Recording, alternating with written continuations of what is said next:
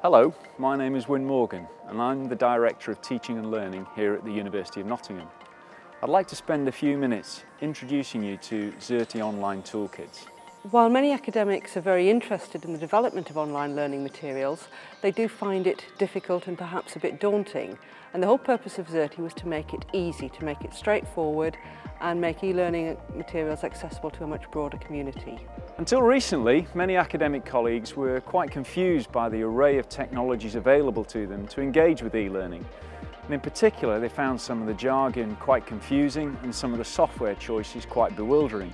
The template-driven nature of them allows you lots of different ways of putting together the pedagogy, and it releases teachers to do what they do well without having to worry about the technology side.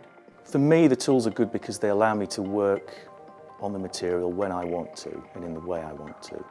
The thing I really love about Xerte, from my own experience, is that I can share the production of a learning object with somebody else. From the kind of plain pages through the range of interactive pages, through to the kind of rich media content and dynamic content.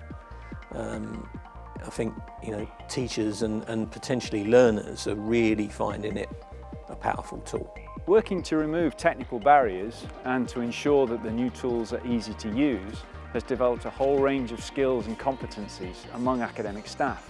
And as a consequence, we're building a real community of practice here. The Xerte Toolkit tools are developing a community at Kingston College among the teachers because fundamentally, once something's created, it can be shared. I'm seeing across sector organisations wanting to adopt Xerte.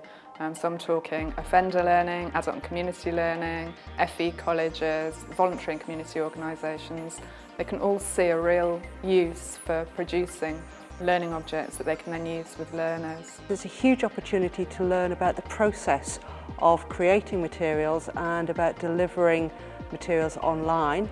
And on top of that, there's an opportunity for us to learn more about what our colleagues do and therefore enhance our own understanding of the world around us. The Xerte Learning Toolkit is certainly having an impact on our information learning technology strategy, which feeds into our organisational strategy, in as much as we are increasingly needing to find ways of effectively blending learning. Throughout the development, the Xerte project team has been working closely with GIST TechDis, a leading advisory agency on inclusion and access for the post-16 sector.